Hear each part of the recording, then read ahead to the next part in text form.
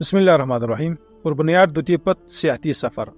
شیخ الحدیث حضرت مولانا رستم اور محتمیم جامعہ صدیق مولانا شیرزادہ اشرفی کی سرپرستی میں 13 بندوں پر مشتمل یہ سیاحتی ٹور تھا۔ 15 اگست 2024 صبح 9 بجے گرداس بیس کیمپ سے سفر کا آغاز ہوا۔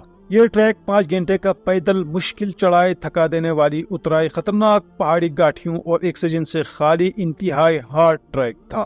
ہماری اکثریت پیدل لمبا ٹریک اور ہارڈ ایریا کی اسفار کے بالکل بھی عادی نہ تھے، اس لیے یہ سفر ہمارے لیے کافی ٹف اور چیلنج تھا۔ لیکن راستے کی خوبصورتی حد نگاہ تک لہراتے مہکتے پھول، کارپٹ نما سبزہ پر پڑتی ملائم قدم، راستے کی دونوں طرف گویا استقبال کی غرض سے منتظر پھول، دیو قامت پہاڑوں سے کھیلتے ٹپکتے آبشاریں، محصور کنسر کے ساتھ بہتے ابلتے چشمے، وقفے وقفے پر خوشامد کرنے والے تیروں کی جادو نے اس مشکل سفر کو اس قدر خوبصورت و خوشنما بنایا کہ سفر کی انتہا کو دل ہی نہ کرتا۔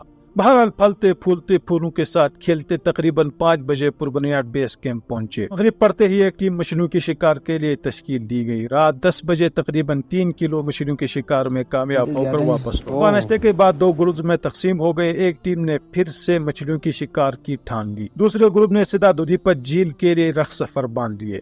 دودھیپت جھیل کے لیے تقریباً 1 گھنٹے کا راستہ ہے، لیکن پھولوں سے سرگوشی اور پیار و محبت جتاتے دودھیپت جھیل پہنچتے ہی 2 گھنٹے لگے۔ دودھیپت جھیل عام جھیلوں کی بنسبت زیادہ متاثر کن اس لیے ہے کہ یہاں ایک طرف وسیع پھولوں سے مزین سرسبزہ محصور کن ڈھیلوان، تو دوسری جانب گویا تراشا گیا مختلف رنگت سے ملون دامن میں برف لیے مہمانوں کی استقبال میں منتظر پہاڑ نظر آئیں گے۔ وہاں پہنچتے ہی ایک عام انسان پر عجیب سی کیفیت طاری ہوتی ہے، بندہ خالق کی قدرت کا برملا اعتراف کرنے پر مجبور ہو جاتا ہے۔ وہاں انسان اپنی سفید پوشی کا بولتا گویا اس پر کوئی سیر اثر انداز ہوا ہو۔ بالآخر نہ چاہتے ہوئے بھی ہمیں دودھیپت کو خدا حافظ کرنا پڑا، جو رخت وصال باندھ لیے۔ واپسی میں پریشانی تب ہوئی جب اپنے شکاریوں کو قمیص یک شانے پر لٹکائے مایوس خالی ہاتھ پایا۔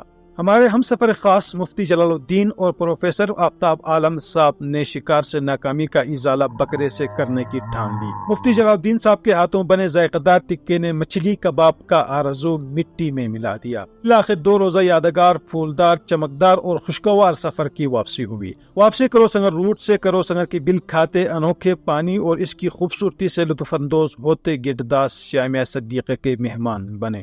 اللہ تعالیٰ تمام احباب سفر کو ہمیشہ خوش و خرم رکھیں، آمین ثم آمین۔ رب کی ہے رضا پسند، ہم کو اٹھتے بیٹھتے رب کی ہے رضا پسند۔ انقلاب دشمنوں تم ہو انتہا پسند، ہم کو اٹھتے بیٹھتے رب کی ہے رضا پسند۔